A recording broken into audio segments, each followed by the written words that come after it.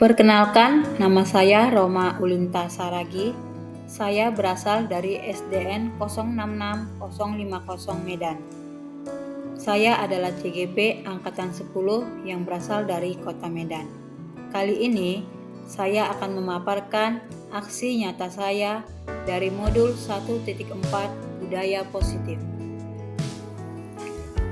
Perkenalkan, saya didampingi oleh tim guru-guru yang hebat, Ibu Tiur Maida Situmorang sebagai fasilitator, Ibu Ririn Andrian sebagai pengajar praktek, dan saya sendiri Roma Ulinta Saragi, calon guru penggerak. Kali ini saya akan membuat rancangan tindakan untuk aksi nyata saya. Latar belakang sesuai dengan filosofi Ki Hajar Dewantara bahwa pendidikan menuntun kodrat alam dan kodrat zaman pada anak agar mereka mencapai keselamatan dan kebahagiaan setinggi-tingginya. Pendidikan haruslah berpihak pada murid sesuai dengan minat, bakat, dan kemampuan anak. Dari pernyataan Ki Hajar Dewantara tersebut, maka seorang guru haruslah mempunyai nilai dan peran agar dapat menuntun murid sesuai dengan pengajaran yang berpusat pada murid. Oleh karena itu, guru penggerak harus mempunyai visi untuk sekolah. Dalam mewujudkan visi tersebut, diperlukan kerjasama dengan warga sekolah dan diperlukan langkah konkret menggunakan metode inquiry apresiatif dengan tahapan bagja. Buat pertanyaan, ambil pelajaran, gali mimpi, jabarkan rencana, dan atur eksekusi.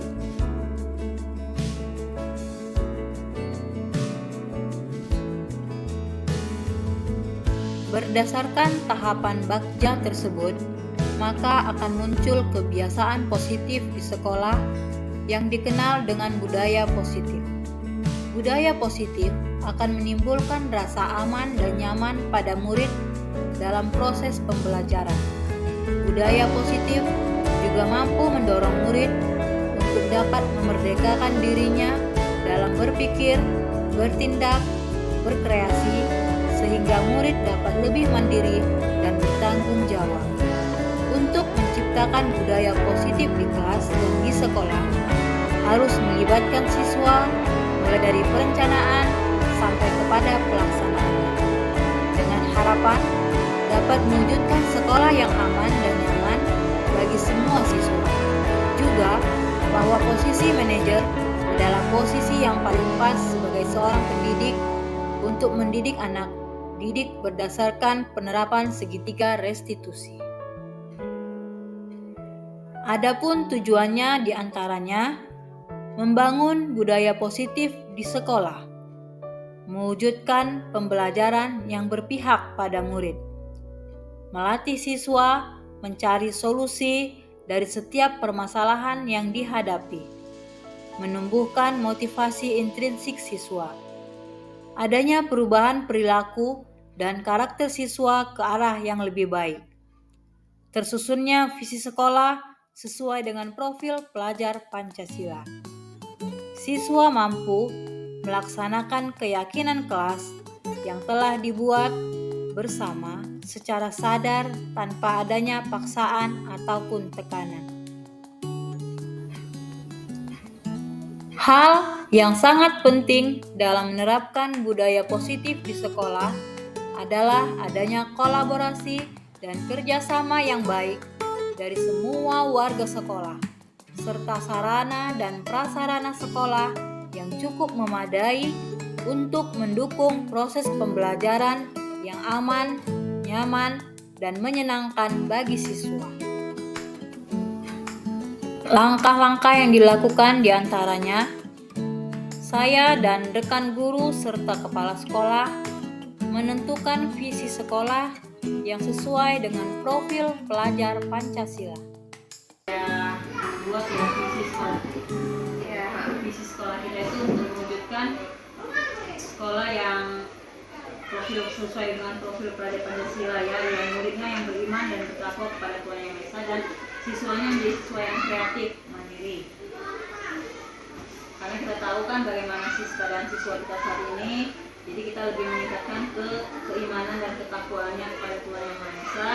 Juga bagaimana siswa, kita tahu saat ini kan kita sudah era digital, jadi kita juga bagaimana caranya supaya kita bisa membuat siswa itu juga tidak gagal teknologi. Jadi mereka juga mengerti, seperti sekarang kita kan mengadakan ujian buat kelas 4 5 kita menggunakan pakai Gform ya Pak ya. Jadi kita ujiannya pakai Gform. Jadi siswa itu nggak pakai tulis-tulis lagi, mereka juga pakai komputer. Jadi itu salah satu juga. Jadi kedepannya mungkin kita juga bisa lebih meningkatkan, mungkin mereka juga bisa menggunakan laptop nanti dalam pembelajaran. Kita juga seringkan menggunakan quiz ya, quiz mereka jawab gitu. Jadi kita buat quiz satu gitu Bu, jadi mereka menjawab gitu. Mereka mengumpulkan gitu, mengerjakan. Karena kan kita ada 14 kelompok di sini Bu. Jadi bisa kita dalam kelompoknya, jadi yang nanti bisa digunakan karena kemudian kita ada, kita bisa gunakan.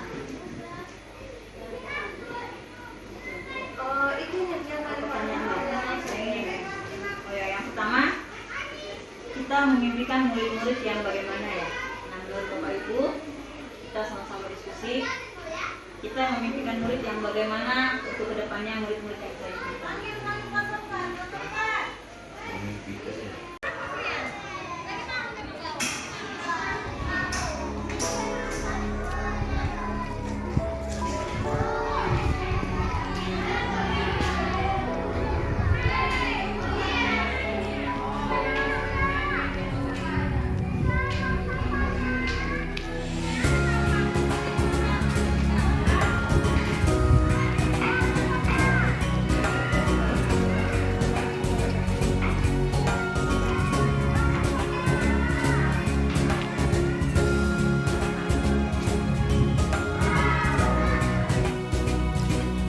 Saya melakukan pengimbasan kepada rekan-rekan sejawat saya di sekolah.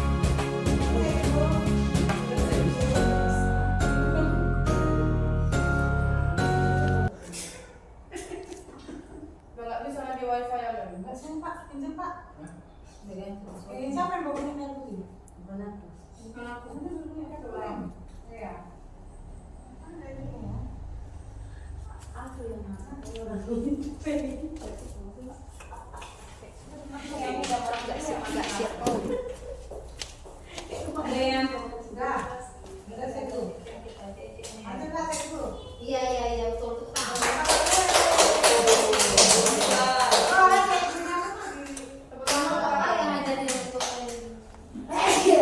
Kami ada nanya lagi Pak. Iya. Gimana rumahnya? Gimana rumah saya itu? Di bawah barangkali. Oke, selamat pagi menjelang siang Bapak Ibu. Selamat. Iya. Nah, kita berkumpul di sini. Saya ingin memaparkan tentang demonstrasi kontekstual modul 1.4 tentang budaya positif. Ya, ini budaya positif yang kita akan terapkan di sekolah kita. Nah, yang pertama itu tentang budaya positif dari Ki Hajar Dewantara. Kita tahu sendiri ya bahwa filosofi Ki Hajar Dewantara mengatakan bahwa pendidikan itu menuntun kodrat alam dan kodrat zaman pada anak agar mereka mencapai keselamatan dan kebahagiaan yang setinggi-tingginya. Pendidikan itu haruslah berpihak kepada murid sesuai dengan minat, bakat, dan kemampuan si anak murid tadi. Nah, guru diibaratkan sebagai seorang petani. Jadi kita ini sebagai seorang petani. Ya, sekolah ini adalah lahan tanah kita. Jadi kita ibarat kita sebagai petani, sekolah ini adalah lahan, dan murid itu adalah benih. Jadi kita mau menanam di sekolah ini, muridlah benihnya. Nah, bagaimana cara kita supaya benih yang kita tanam itu tumbuh, menghasilkan sampai menghasilkan buah. Nah, seperti itulah filosofi dari Ki Hajar Dewantara. Nah, jadi kita di sekolah ini seperti Ki Hajar Dewantara, karena kita itu seperti petani. Jadi kita bagaimana menuntun si anak tadi, mendidik dia sampai dia nantinya menjadi anak yang berguna. Jangan dulu bagi bangsa dan negara, bagi sekitarnya dulu ya. Dia berguna buat lingkungan sekitarnya, diri sendiri. Gak usah jauh kali bangsa dan negara, itu lalu lebar ya. Nah, ini dari pernyataan Ki Hajar Dewantara tadi, maka seorang guru itu ketika dia menuntun, dia harus punya nilai dan peran dia. guru harus punya nilai dan peran dia dalam menuntun si anak. Nah, ini ada nilai-nilai guru, ada 5. Yang pertama mandiri, lalu reflektif, inovatif, kolaboratif, dan berpihak kepada murid. Jadi intinya kita ini kalau mengajar itu berpihak kepada murid, bukan berarti suka-suka murid kepada kita, bukan, maksudnya berpihak kepada murid. Kita mengajarnya sesuai dengan bakat kemampuan yang dimiliki murid, bukan sesuai dengan keinginan kita. Nah, lalu peran guru penggerak itu yang pertama menjadi pemimpin pembelajaran, menjadi coach bagi guru lain. Nah, nanti Bapak Ibu juga nanti seandainya nanti lulus juga CGP, itulah peran. Jadi kita itu sebagai pemimpin pembelajaran, maksudnya pemimpin pembelajaran ya. Seperti ini contohnya kan, saya membagikan ilmu yang saya dapat kepada Bapak Ibu semuanya. Lalu menjadi coach. Coach itu sebagai apa ya? Menjadi panutan ya bagi guru lain ya. Lalu mendorong kolaborasi kerjasama. Jadi kita saling bekerja sama, mewujudkan kepemimpinan murid dan menggerakkan komunitas praktisi. Oke, nah lalu ini visi guru penggerak. Nah, kalau kita lihat visi sekolah kita sudah ada ya, beriman dan bertakwa pada Tuhan, mewujudkan siswa yang beriman dan bertakwa. Nah, ini juga ada visi seorang guru juga harus sesuai dengan tahapan Bagja. Nah, apa itu Bagja? Bagja itu singkatan dari buat pertanyaan. Jadi kita sebelum menyusun visi, kita buat pertanyaan dulu, ambil pelajaran dari pertanyaan tersebut, lalu gali mimpi, jabarkan rencana, dan atur eksekusi. Jadi sebelum kita membuat visi, bukan asal kita membuat visi sekolah seperti ini. Nah, jadi visi yang kita buat itu sesuai dengan keadaan sekolah kita bagaimana, apa yang mau kita tingkatkan. Nah, lalu budaya positif. Nah, berdasarkan tahapan Bagja tadi, maka ada muncul kebiasaan positif di sekolah. Itu disebut dengan budaya positif. Budaya positif itu akan menimbulkan rasa aman dan nyaman pada murid dalam proses pembelajaran. Nah, budaya positif juga mampu mendorong murid untuk dapat memerdekakan dirinya dalam berpikir, bertindak, berkreasi, sehingga murid dapat lebih mandiri dan bertanggung jawab. Nah, jadi budaya positif kita terapkan di sekolah. Kita tahu bagaimana lingkungan sekolah kita masih penerapan budaya positifnya masih kurang ya. Contohnya kebiasaan disiplin masih banyak yang terlambat. Lalu sopan santun juga masih kurang. Nah, itulah bagaimana kita sebagai guru kita menerapkan budaya positif di sekolah kita. Nah, lalu selanjutnya ini ada disiplin positif. Apa itu disiplin positif? Nah, disiplin positif itu pendekatan mendidik anak untuk melakukan kontrol diri dan pembentukan kepercayaan dirinya. Lalu ada nilai kebajikan dan keyakinan ikhlas, mengacu kepada nilai-nilai dan prinsip mulia yang dianut seseorang. Lalu ada posisi kontrol. Nah, kita sebagai guru, posisi kontrol kita ada 5.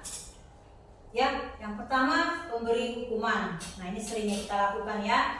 Lalu pembuat rasa bersalah sebagai teman, sebagai pemantau, atau sebagai manajer. Nah, mungkin dari kelima posisi kontrol ini mana yang paling sering kita lakukan? Mungkin kita pemberi hukuman ya.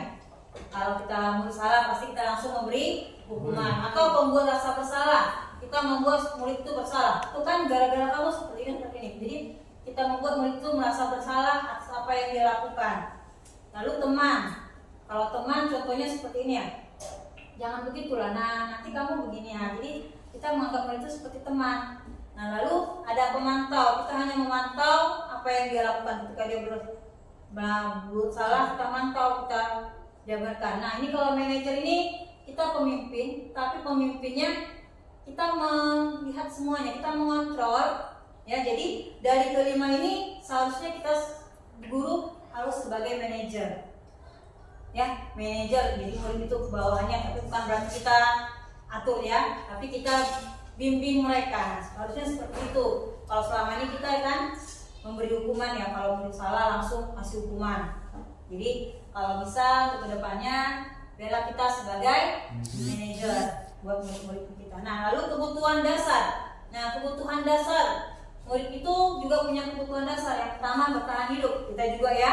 Nah, lalu kasih sayang dan rasa diterima, penguasaan, kebebasan, dan kesenangan. Nah, kadang-kadang murid itu melakukan sesuatu, dia minta perhatian. Kalau kita lihat dia muridnya ya, dia kadang-kadang memukul temannya atau apa, dia minta diperhatikan sama gurunya. dia butuh kasih sayang. Apalagi kalau kita lihat biasanya yang suka perhatian kalau murid kita itu biasa yang anak-anak apa ya? Iya kita tahu yang mungkin broken home. Jadi dia cenderung nakal ya di sekolah, cari perhatian. Sebenarnya dia butuh kasih sayang dan rasa diterima. Mungkin di keluarganya dia nggak mendapatkan kasih sayang, nggak diterima, nggak dianggap. Jadi dia di sekolah ini mencari itu sebenarnya, tapi dengan cara yang salah. Sebenarnya itu salah ya, dengan dia ganggu kawannya, dengan dia usil. Sebenarnya dia mencari kasih sayang itu yang salah. Nah, jadi mungkin kita lihat murid itu kenapa dia seperti itu. Ternyata dia mungkin juga butuh kasih sayang, karena ini adalah kebutuhan dasar manusia. Dia butuh kasih sayang. Dia nggak dapat di rumah, dia mau dapat di sekolah, tapi dia tidak tahu caranya bagaimana. Jadi dia cari perhatian. Lalu kebebasan. Murid itu butuh bebas. Mungkin di rumah dia terikat, mungkin di rumah dengan banyak aturan. Nah, ketika sampai di sekolah, wah dia seperti keluar dari penjara, kita bilang bebas. Dia mau bebas, karena seorang anak juga butuh kebebasan. Kita juga butuh bebas ya. Lalu kesenangan. Nah, murid juga, apalagi kita ngajar SD, banyak bermainnya. Mereka butuh senang. Mereka senang bersama teman-temannya. Mereka juga pengen senang belajar. Nah, lalu ada namanya segitiga restitusi. Itu ada 3 bagian. Yang pertama, menstabilkan identitas, validasi tindakan yang salah, dan menanyakan keyakinan. Nah, nanti apa itu segitiga restitusi nanti akan saya jelaskan. Nah, ini setelah mempelajari modul ini, kita dapat mengambil suatu budaya positif di kelas dan harus melibatkan siswa dalam setiap perencanaan sampai kepada pelaksanaannya. Dengan harapan kita dapat mewujudkan sekolah yang aman, nyaman bagi semua siswa. Juga posisi manajer itu adalah posisi yang paling pas sebagai kita seorang pendidik dalam mendidik anak berdasarkan penerapan segitiga restitusi. Nah, jadi segitiga restitusinya Bu ya. Nah, pengalaman yang pernah saya alami sama juga mungkin yang pernah Ibu alami, Bapak Ibu alami di sekolah, ketika tidak menerapkan disiplin positif di kelas, kita biasanya memberikan hukuman ya kepada siswa jika melakukan pelanggaran. Nah, sebenarnya yang kita lakukan itu salah. Jadi kita harus banyak belajar bagaimana kita harus sebagai seorang manajer dalam kelas untuk dapat mendisiplinkan siswa kita dengan prinsip budaya positif menggunakan segitiga restitusi tadi ya, agar siswa dapat mengimbaskannya kepada tanggung jawab ya. Kita juga dapat ketika kita memiliki posisi sebagai manajer, kita mungkin merasa tertantang, gak gampang. Memang posisi manajer itu gak gampang. Kita sebagai pengawas, mungkin kita kadang kesal ya sebagai guru mengajar ya, udah dibilangi juga nggak mau berubah, mungkin emosi. Nah, tapi di sini kita diajarkan bagaimana kita bisa menerapkan disiplin positif, menerapkan segitiga restitusi kepada murid-murid kita agar kita dapat mengembalikan dia ke kelompoknya. Nah, seperti ini. Nah, apa itu segitiga restitusi? Nah, ini dia segitiga restitusi. Nah, pengertian segitiga restitusi. Segitiga restitusi adalah proses menciptakan kondisi bagi murid atau anak untuk memperbaiki kesalahan mereka sehingga mereka bisa kembali kepada kelompok mereka dengan karakter yang lebih kuat. Nah, tadi ada tiga tahapan. Yang pertama, menstabilkan identitas, validasi tindakan yang salah, dan menanyakan keyakinan. Segitiga restitusi itu membantu murid untuk memiliki tujuan, disiplin positif, dan memulihkan dirinya setelah berbuat salah. Melalui pendekatan restitusi, ketika murid berbuat salah, guru akan menanggapi dengan mengajak murid berefleksi tentang apa yang dapat mereka lakukan untuk memperbaiki kesalahan. Nah, itu yang pertama. Contohnya murid ketika murid terlambat datang ke sekolah, mungkin kita langsung biasanya kasih hukuman. Nah, kita panggil. Ini yang pertama, menstabilkan identitas. Kita panggil dia tatap muka, kita tanya, kita harus menanyakan. Kita bilang bahwasanya ya memang mungkin bukan kamu saja yang pernah terlambat, ibu pun mungkin pernah terlambat, karena kita juga pernah terlambat ya Bu ya. Nah, jadi kita stabilkan identitasnya, jangan kita langsung buat merasa bersalah gitu. Jadi kita tanya, kita bilang ya kamu memang, bukan hanya kamu, teman-teman kamu, bahkan guru sendiri pernah terlambat. Nah, lalu kita tanya sama dia apa alasan dia terlambat. Mungkin dia punya alasan tersendiri. Apakah mungkin itu karena bangun kesiangan atau karena disuruh orang tuanya dulu bekerja baru boleh sekolah. Jadi kita jangan langsung memberikan dia hukuman. Nah, lalu yang selanjutnya, nah, validasi tindakan yang salah. Kita tadi seperti tadi kita tanyakan alasan dia terlambat, mengapa dia terlambat. Dia pasti punya alasan sendiri. Jadi jangan kita langsung menyalahkan dia, jangan langsung kita memberikan hukuman. Kamu terlambat, pergi seperti ini. Udah begini, jangan seperti itu lagi. Kalau bisa kita jangan seperti itu lagi. Ketika si murid terlambat atau ketika murid tidak mengerjakan PR atau ketika dia pukul temannya, pasti dia punya alasan. Jadi kita panggil dia, kita tanyakan dia apa alasan dia memukul temannya, apa alasan dia terlambat, atau apa alasan dia tidak mengerjakan PR. Nah, lalu kita sesuaikan dengan keyakinan kelas. Nah, kalau bisa nanti setiap ajaran baru kita buat keyakinan kelas. Ada namanya mungkin kesepakatan kelas ya. Nah, kesepakatan kelas itu disepakati oleh guru dan siswa di kelasnya. Biasanya keyakinan kelas atau kesepakatan kelas itu dibuat oleh guru dan siswanya. Nanti ajaran baru, ketika kita masuk ajaran baru, sebelum mau masuk ajaran baru, kita bisa buat kesepakatan kelas dengan siswa kita. Yang pertama mungkin, tapi buat kesepakatan kelas itu jangan menggunakan kata jangan ayat. Tapi misalnya kan datang, jangan terlambat datang. Nah, kita bisa ganti jangan itu dengan kata datang tepat waktu. Nah, seperti itu, jangan, tidak lagi menggunakan kata jangan yang melarang, tapi datang tepat waktu. Atau angkat tangan ketika mau mengajukan, raise hand ya, angkat tangan ketika mau mengajukan pendapat. Jadi itu keyakinan kelas. Atau datang ke sekolah tepat waktu, itu tadi kan mengerjakan tugas yang diberikan guru. Nah, itu keyakinannya, contoh keyakinan kelas. Nah, jadi sama seperti tadi, menanyakan keyakinan. Siswa tadi salah, kita tanya, kamu sudah langgar keyakinan enggak? Nanti dia jawab, iya saya sudah langgar keyakinan. Mana yang kamu langgar? Datangnya terlambat. Nah, jadi kita kembalikan lagi dia. Jadi kita memberikan bimbingan, bukan memberikan hukuman. Oke, sampai sini Bapak Ibu, ada yang mau ditanyakan? Ada yang kurang jelas, mungkin ada yang mau ditanyakan.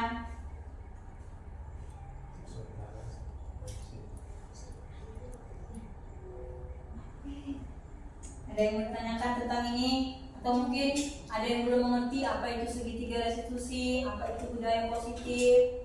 Ya Ibu? Terima kasih Bu. Ini seperti yang dibilang, kita pasti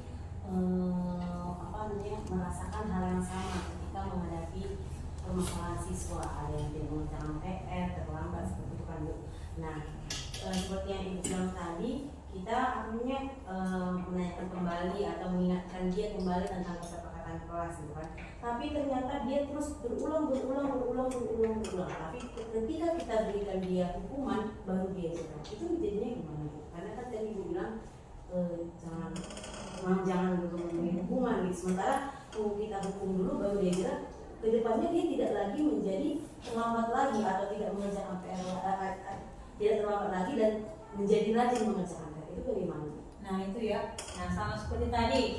Sebenarnya kalau kita dulu tadi ini dihilangkan memberikan hukuman. Tapi seperti yang gue bilang tadi, ada siswa dia maunya dihukum dulu.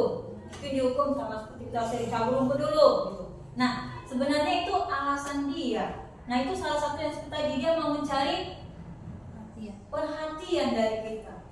Ketika kita nggak menghukum dia, ketika kita nggak ngapain dia merasa kok ada yang kurang. Aku maunya beginiin. Ya, itu mungkin faktor kebiasaan yang dia alami. Mungkin di rumah juga selalu kalau melakukan salah wajib dihukum, baru bisa ada. Nah, disinilah tindakan kita sebagai seorang guru. Ya, kita jangan lagi memberikan hukuman kepada dia. Kita ingatkan kalau mungkin ya kan, sama seperti sering saya lihat. Nah, udah biasa. Bahkan ada siswa pernah bilang, lu nanti kalau terlambat suruh cabut robot, gitu ya kan? Ada biasa. Biar aja terlambat cabut rumput, enak lah, nggak basuh, nggak belajar. Nah itu mungkin alasannya. Aku kan kalau udah penting kan biar aja gitu, nanti kan nggak belajar di kelas. Nah itu sebenarnya itu salah satu alasan dia untuk mencari perhatian kita. Karena ketika kita tanya seperti ini, dia mungkin bilang, kita jangan membuat dia merasa bersalah, jangan memojokkan dia. Nah mungkin ada alasan tertentu. Kamu butuh diperhatikan, bukan seperti itu caranya. Nah kita bisa memberikan bimbingan sama dia, bisa memberikan nasihat kepada dia. Karena pernah juga ada anak kelas 6 tahun yang lewat seperti itu. Ya, dia bagaimana sih caranya dengan cara usil sama kawannya. Tapi ternyata setelah kita selidiki bahkan sampai nangis ya. Ketika saya tanya berdua, ditanya, iya rupanya di rumah dia tidak dapat kasih sayang sama sekali. Jadi kita lakukan begitu cara mencari kasih sayang dari teman, dari gurunya, ibu ya. Jadi kalau bisa sama seperti juga kan kepala sekolah kita juga kan dia menghentikan hukuman buat siswa. Jadi inilah juga salah satu tujuan dari program ini, bahwasanya kita jangan lagi memberikan hukuman kepada siswa. Apalagi anak SD ya, kita kan nggak tahu kedepannya bagaimana, namanya anak-anak. Masa dia apalagi kalau misalnya kelas tinggi, masa transisi dia menuju remaja, dia suka mencari perhatian. Oke Bu, ada lagi yang mau dipertanyakan? Ada yang kurang jelas? Ya Ibu, jadi kan tadi anak kan butuh perhatian. Jadi contoh perhatian apa yang bisa kita berikan untuk anak kita itu Bu? Oke, contoh perhatian yang bisa kita berikan. Nah, contohnya kalau kita punya anak yang malas belajar, dia malas nulis, bola, ada tuh malas menulis ya kan? Nah lalu kita datangi dia, kita tanya, ya, kamu kenapa nggak mau menulis? Apa alasannya? Aku malas menulis lah begini-begini. Nah, coba kita bimbing dia bagaimana. Kalau kita buat dia berada di dekat kita buat dia duduk dekat kita ajari. Mungkin saja dia malas menulis punya alasan, ya. Selama ini di rumah tuh aku nggak belajarnya. Apalagi aku belajar juga di sekolah seperti ini. Nah banyak seperti itu. Apalagi anak-anak kita ya. Anak-anak kita kalau misalnya kita buat sensus, survei, nah kebanyakan 50% ke atas itu seperti itu. Orang tua yang kadang-kadang kurang memperhatikan anaknya. Nah jadi kita lah yang memperhatikan dia. Kalau orang tua tidak memperhatikan, kita lah berikan perhatian. Supaya apa? Supaya dia senang ke sekolah. Kalau ke sekolah pun kita nggak memperhatikan, di rumah pun nggak diperhatikan, itulah dia yang pergi keluar, dia cari kawan yang lain. Jadinya apa? Pergaulan yang nggak bagus, pergaulan yang masa. Jadi kalau di rumah, kalau seperti saya baru 2 tahunan di sini ya. Kalau saya baru 2 tahun berada di sekolah ini, saya udah bisa melihat bahwasanya 50% lebih anak-anak kita ini kurang perhatian, terutama kurang perhatian dari orang tuanya. Jadi kita lah sebagai guru, kita di sini sebagai orang tua, kita lah yang memberikan perhatian kepada dia. Mungkin dia nakal seperti itu, ada alasan. Kenapa dia nakal seperti itu, ada alasannya.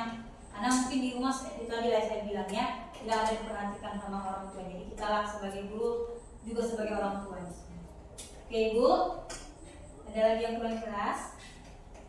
Itu yang mengenai sebagai manajer. Kenyataan yang di lapangan yang kita jalani, ketika kita juga terlalu dekat sama siswa ini juga bermasalah. Jadi bagaimana solusinya Ustaz? Manajer ini bukan dia harus ada batasan-batasan tersendiri untuk anak murid, karena ketika murid sama guru dekat, itu bisa juga disalahgunakan oleh murid atau sebaliknya. Nah, jadi bagaimana solusi untuk mengatasi? Nah, manajer, kalau kita tahu manajer sama seperti di perusahaan, manajer itu kan kepala yang membawahi, ada bawahannya.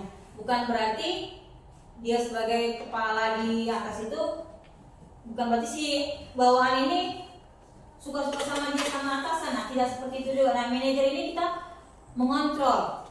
Jadi kita membimbing mereka sambil kita mengontrol mereka. Jadi manajer sama pemantau tadi itu sebenarnya teman, manajer, pemantau sama manajer. Kan itu dia. Ya, tadi posisinya posisi yang dia main. Nah, itu yang Pak. Ya.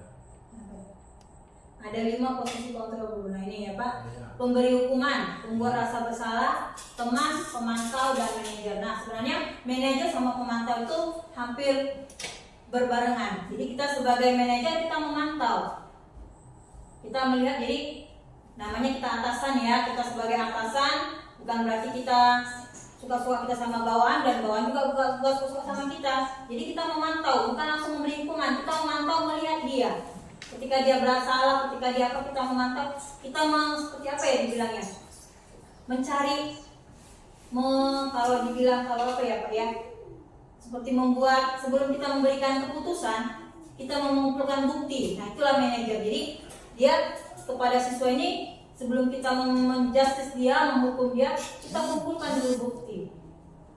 Nah itulah sebagai, jadi kita manajer itu mengepalai bawah bukan berarti seperti Bapak bilang kita terlalu dekat sama siswa, kita di toko-toko siswa. Nah, enggak, kita tetap sebagai pemimpin, kita manajer, kita memimpin siswa, bukan berarti siswa suka sama kita dan kita pun suka-suka kita sama siswa, enggak gitu juga. Jadi kita tetap mengontrol si anak tadi, tapi dengan cara kita jangan memberikan hukuman, kita memantau dia. Jika dia bisa seperti ini, kita cari pembuktiannya.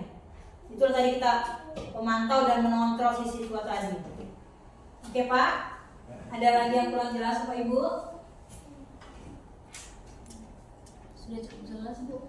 Oke, sudah cukup jelas ya. Nah, jadi inilah tadi mungkin memang seperti mungkin yang kita bilang memang gak gampang gitu ya. Memang gak gampang sih. Seperti yang saya paparkan tadi itu semua mungkin karena kita sendiri yang terjun di lapangan sama ya. Gak gampang menerapkan seperti ini. Tapi inilah tuntutan yang harus dilakukan oleh seorang guru. Banyak guru, enggak semua guru. Jadi inilah tujuan kita sebagai seorang guru. Memang tidak gampang, tapi sedikit demi sedikit mari kita lakukan, mari kita berubah.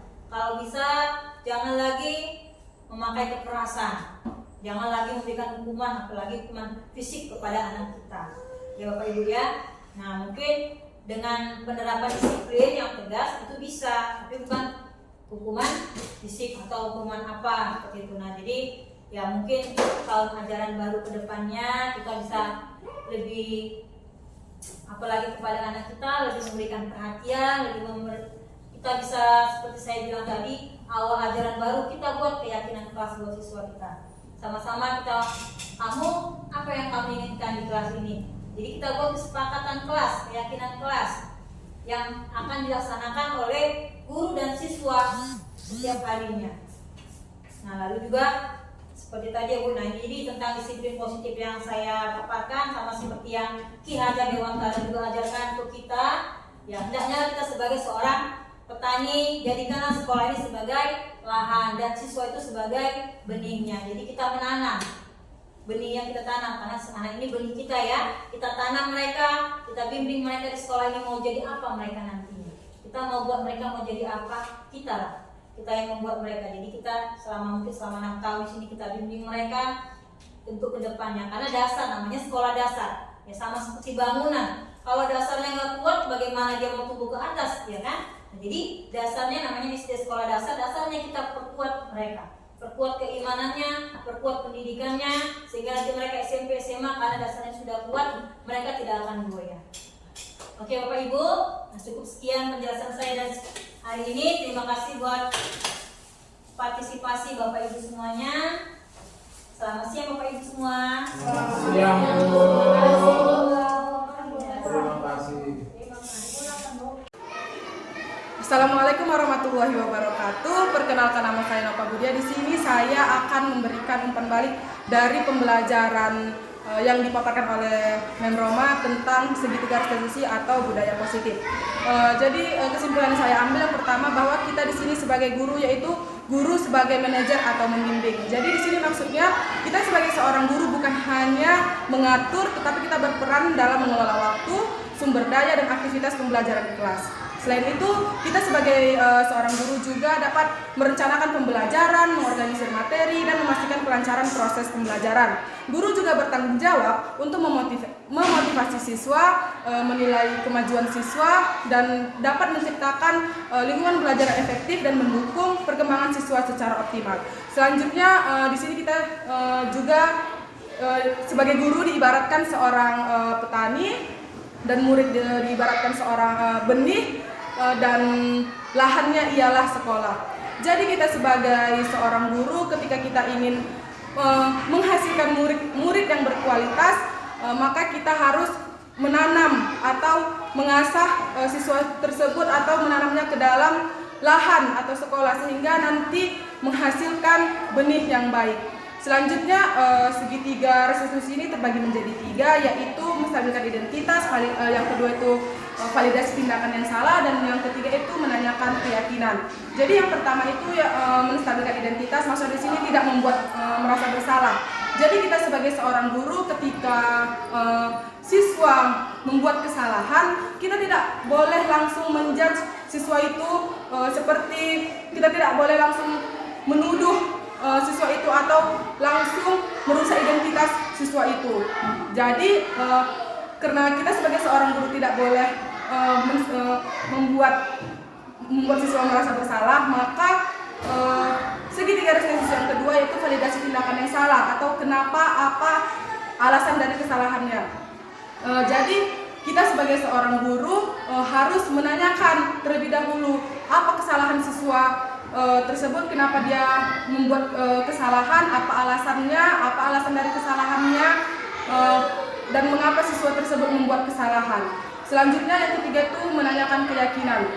Jadi menanyakan keyakinan di sini contohnya seperti pada saat sebelum proses pembelajaran, di sini kita harus membuat keyakinan terlebih dahulu kepada siswa peraturan apa yang akan kita buat selama proses pembelajaran, baik misalkan untuk di hari ini atau di awal semester kita bisa membuat keyakinan apa yang kita buat nanti selama satu semester ke depan, ketika keyakinan tersebut dilanggar apa sanksinya, seperti itu. Demikianlah hasil umpan balik yang saya dapatkan dari pemaparan dari Menroma. Terima kasih. Assalamualaikum warahmatullahi wabarakatuh.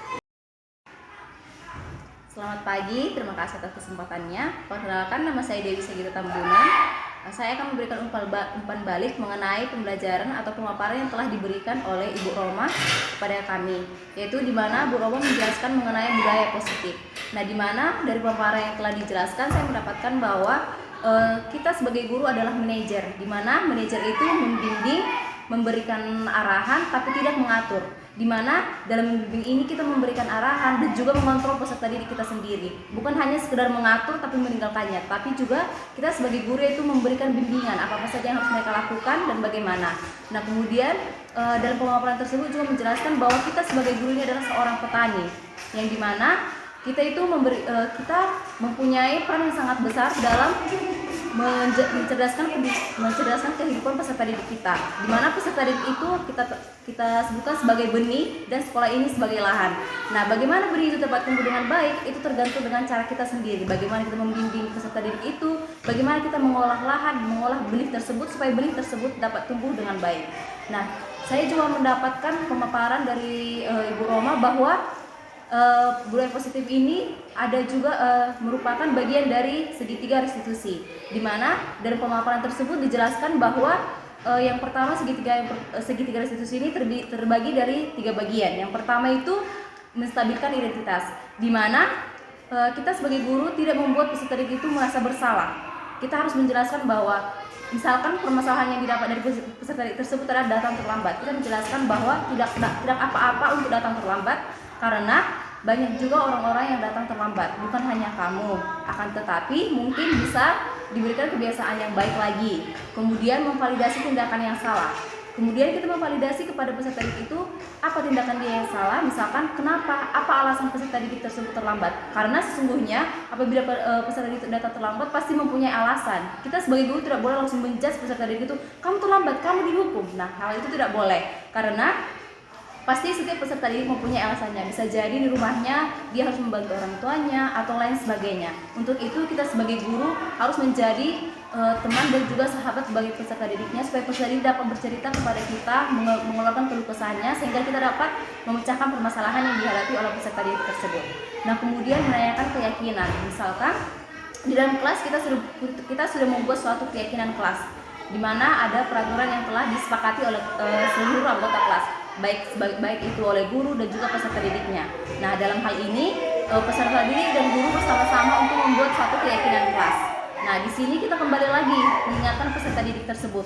Misalkan keyakinan apa yang sudah kita buat? Misalkan datang tepat waktu ke sekolah. Nah, kita tanyakan kepada peserta didik itu apa saja keyakinan kelas yang telah dilanggar dia. Misalkan datang terlambat tersebut. Nah, kita kembali mengingatkan kepada peserta didik apa saja yang sudah keyakinan kelas yang sudah kita buat.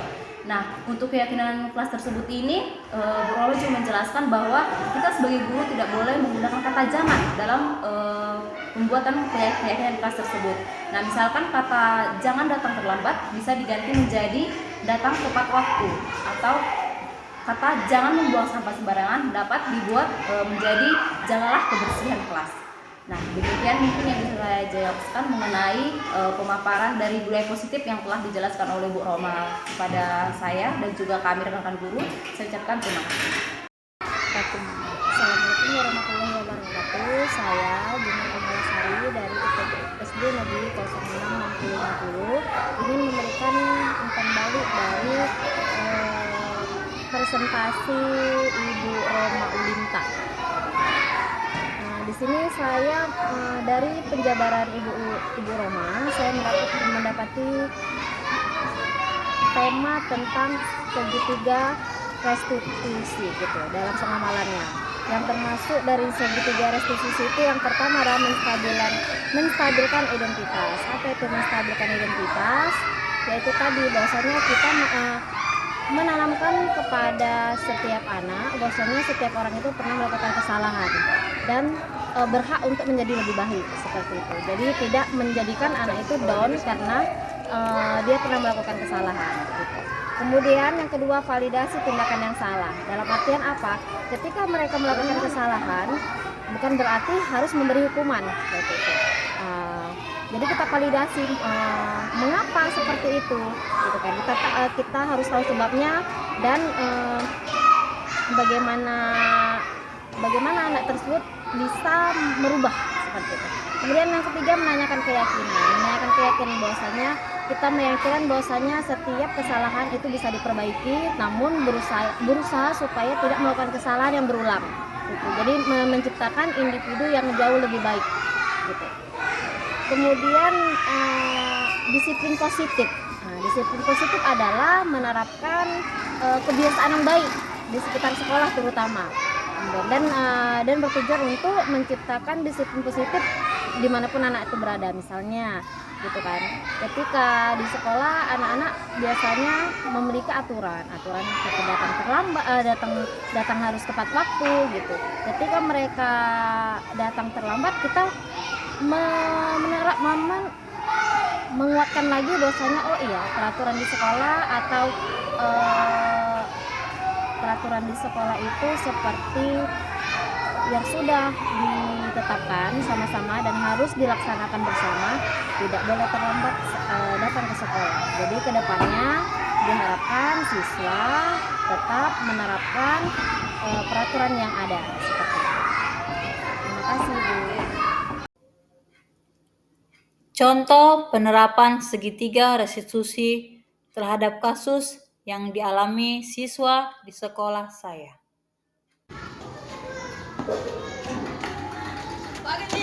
Pagi, kenapa terlambat? Tadi Ibu lihat kamu terlambat masuk ke sekolah. Memang sih tidak ada manusia yang sempurna. Teman kamu juga kemarin ada yang terlambat masuk ke sekolah. Sama seperti ibu juga pernah terlambat masuk ke sekolah, itu adalah biasanya ya. Nah, tapi kamu terlambat masuk ke sekolah, kamu pasti ada alasannya. Kenapa? Saya terlambat ke sekolah karena semalam saya lama kali tidur jam 12 karena nonton bola. Jadi karena keseruan jadi terlambat bangun pagi. Oh, tidak boleh lah ya. Kalau anak sekolah paling tidak jam 9 sudah tidur ya, Nak ya. Nah, kira-kira tindakan yang kamu lakukan itu melanggar kesepakatan kelas tidak?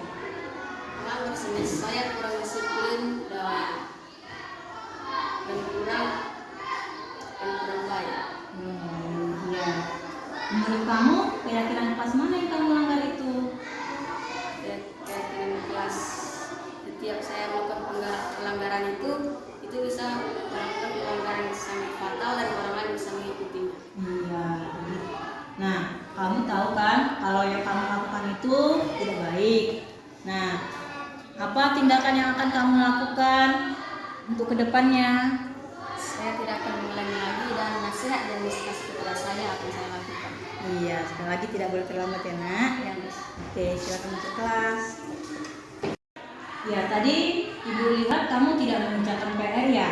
Iya, Bu. Iya, Ibu tahu tidak ada manusia yang sempurna. Kemarin juga teman kamu ada yang tidak mengerjakan PR ya.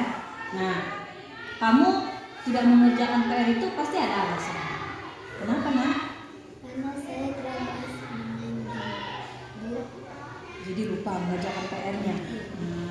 Nah, menurut kamu tindakan yang kamu lakukan itu melanggar keyakinan kelas tidak?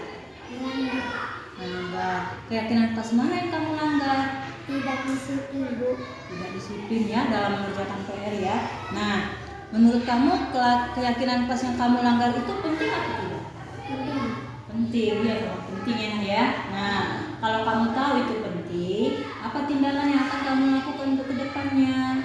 Saya janji akan mengerjakan PR lagi di rumah. Iya, kamu janjian ya, jangan lagi tidak mengerjakan PR di rumah ya. Oke, nah boleh kembali ke kelasnya. Saya senang sudah diperingati yang ditunggu Bu Roma, dan saya berjanji tidak akan mengulangi dan tidak akan terlambat lagi pergi ke sekolah. Saya janji akan mengerjakan PR lagi di rumah. Saya senang karena Bu Roma selalu mengingatkan saya untuk mengerjakan PR di rumah. Berikut ini contoh pembelajaran yang berpusat pada murid.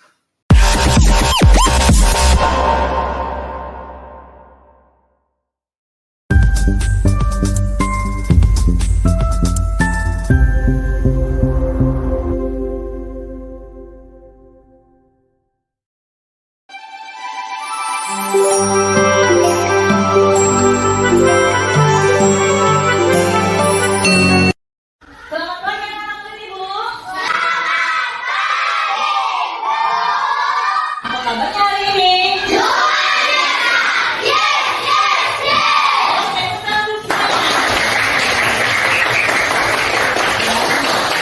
Coba teman-temannya di sana. Ada yang tidak hadir?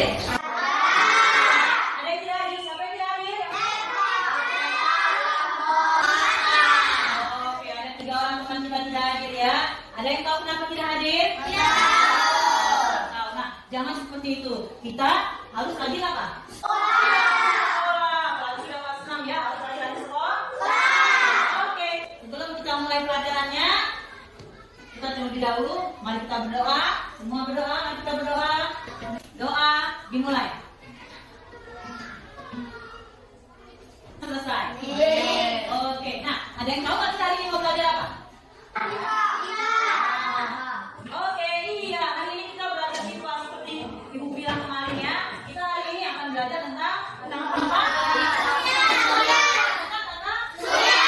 Oke, sebelum kita mulai pelajarannya, Ibu mau kasih tahu dulu apa tujuan belajar kita. Sudah? Nah, tujuan pelajaran kita hari ini yang pertama, siswa. Ya, kalian ya. Siswa mampu mengurutkan susunan planet di dalam tata surya. Yang kedua, siswa mampu membuat susunan planet tata surya, ya, menggunakan plastisi. Nah, yang ketiga nanti siswa mampu menjelaskan planet-planet yang ada di dalam tata surya. Oke? Nah, jadi ada berapa tujuannya, Nak? 3. Ada 3. Nah, sebelum kita memulai praktikum, coba kamu lihat dulu cuplikan berikut ini. Kali ini kita akan membahas mengenai planet-planet yang terdapat di sistem tata surya. Sifat planet berbeda dengan bintang. Planet merupakan benda langit yang tidak memancarkan cahaya sendiri, tapi hanya merefleksikan cahaya matahari. Menurut International Astronomical Calendar, benda langit yang mempunyai orbit mengelilingi matahari. Planet-planet Oke, sudah. Nah, jadi ada berapa planet di dalam tata surya kita? Nah, Ibu mau tanya siapa yang bisa menyebutkan ke-8 planet? Ada yang bisa menyebutkan? Coba angkat tangannya. Oke, coba diri. Sebutkan ada berapa planet tadi, Nak? 8. Ayo, apa saja itu? Merkurius, Venus, Bumi, Mars, Jupiter, Saturnus, Uranus, Neptunus. Pas? Tangan buat orang. Oke, jadi ada 8 planet dalam tata surya. Nah, tadi apa dikatakan? Planet yang mempunyai cincin. Ada yang tahu planet apa itu? Oke? Iya, bagus sekali. Tepuk tangan buat teman-teman. Tadi ada yang dikatakan planet yang paling besar. Siapa yang bisa tahu? Oke, silakan dulu. Iya, bagus sekali tangannya. Semua banyak. Yang paling kecil. Oke, Stephanie. Merkurius.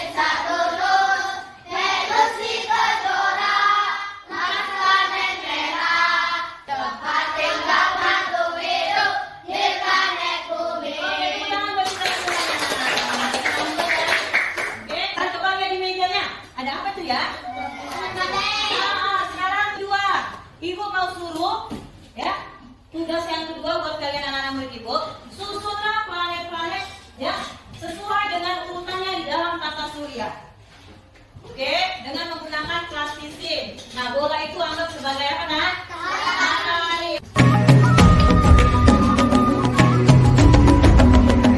Bangun, bukalah matamu, saatnya meraih mimpi. Kelompok 3 sekarang maju ke depan, semua anggota kelompoknya. Kelompok 3 akan mempresentasikan hubungan tata surya. Inti dari tata surya adalah matahari. Matahari adalah bintang yang memancarkan cahayanya sendiri. Urutan pertama dari matahari adalah Merkurius. Merkurius planet terdekat dari matahari dan planet yang paling kecil dari susunan tata surya. Planet kedua adalah Venus. Venus sering disebut bintang kejora karena muncul pada waktu-waktu tertentu. Oke, nah sekarang Ibu mau satu orang bisa nggak merefleksikan apa hasil pelajaran kita pada hari ini? Ada yang bisa? Ayo, coba orang menjelaskan ke depan. Teman-teman, kesimpulan dari saya tentang pelajaran hari ini adalah kita tahu susunan planet.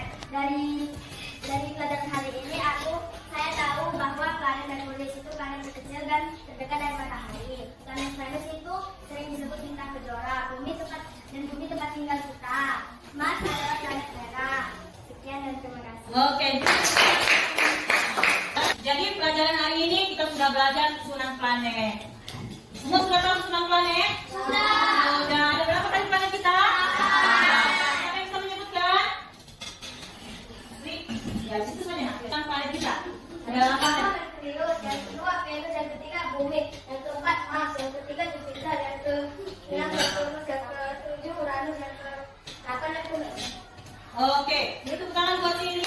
Anda sudah tahu susunan planetnya dan semua juga sudah membuat sesuai dengan warna planetnya tadi, ya nggak ya? Nah, jadi Ibu mau tanya, ada nggak kesulitan dalam pelajaran hari ini? Ada yang sulit? Ada yang belum dimengerti? Semua sudah mengerti? Sudah. Anak-anak Ibu sekarang semuanya sudah tahu susunan planet dalam tata surya, sudah tahu ciri-ciri setiap planet dalam tata surya. Nah, jadi pelajaran ini semuanya mengerti, semuanya senang, dan semuanya sudah paham. Sudah paham, iya bagus sekali. Nah, semua berdiri dulu ya, berdiri. Nah, biar semangat. Tadi kan sudah selesai belajar, nah kita mau happy dulu ya.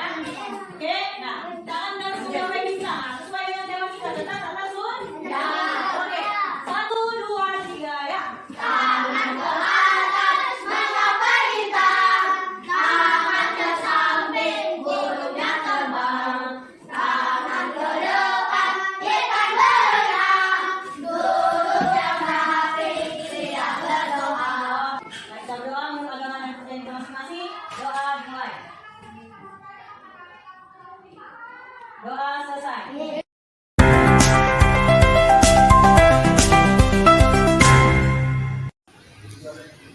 Contoh kegiatan proyek siswa.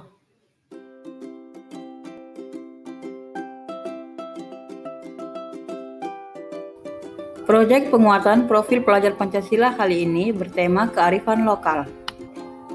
P5 kali ini dilaksanakan oleh siswa-siswi kelas 6 SD 066050.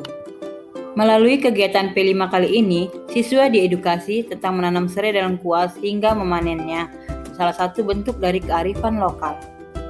Siswa bekerja sama dan bersemangat dalam memanen hasil dari penanaman serai dan lengkuas yang mereka lakukan.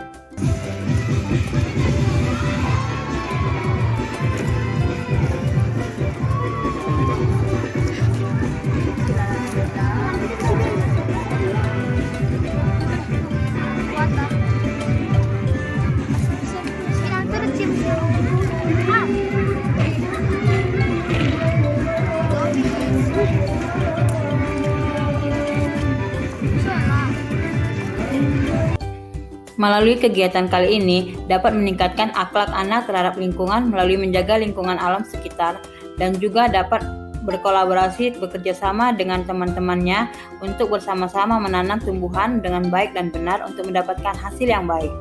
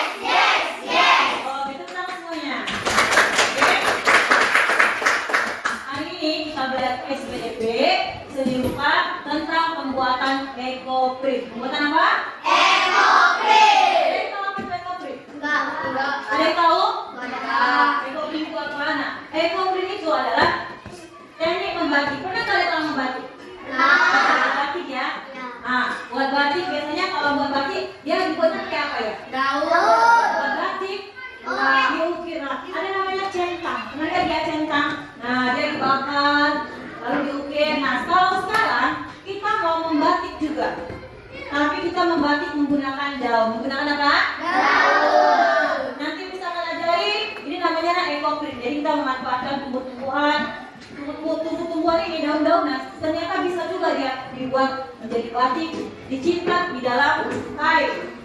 Oke, nah sekarang kita mau buat, ya, tujuan pembelajaran kita membuat ini supaya yang pertama kamu siswanya pandai membuat ekoprint menggunakan bahan-bahan alam, contohnya daun. Nah yang kedua, siswa mampu memanfaatkan bahan alam untuk digunakan menjadi sebuah karya.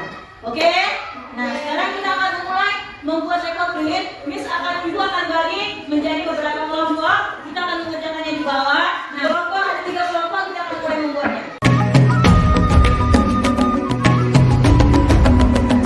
Bangun dan bukalah matamu, saatnya meraih mimpimu. Arahkan pandangan. Nah, selanjutnya ini adalah larutan tawas. Kain yang sudah direndam di dalam air tawas selama 30 menit. Tantangan kan Oke, nah tadi kita sudah membuat ekoprint kita. Kalian sudah menciplaknya, sudah membuatnya, sudah kita rendam. Tadi rendamnya pakai air apa tadi? Air tawas. Ya, jadi direndam pakai air tawas supaya nanti warna yang sudah diciplak di kain itu tidak hilang, tidak luntur ya. Nah, pembelajaran hari ini cukup sampai di sini.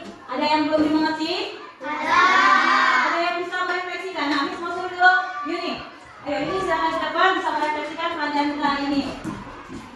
Teman-teman, yang saya dapat dari teman-teman ini, aku udah bisa bikin kayak gitu, dan kita sudah tahu cara untuk memanfaatkan tumbuhan.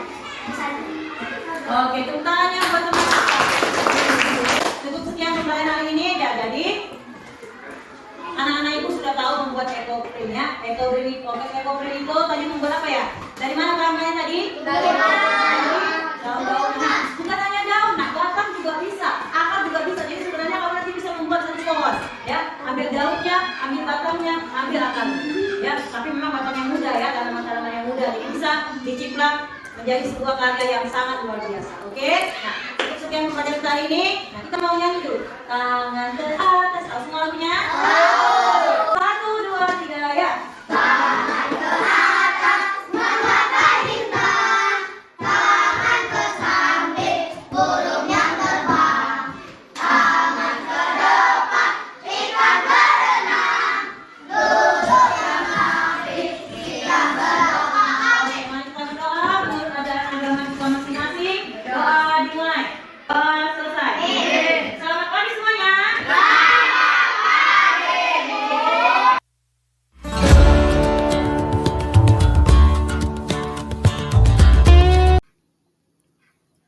Demikianlah aksi nyata saya dari modul 1.4 Budaya Positif.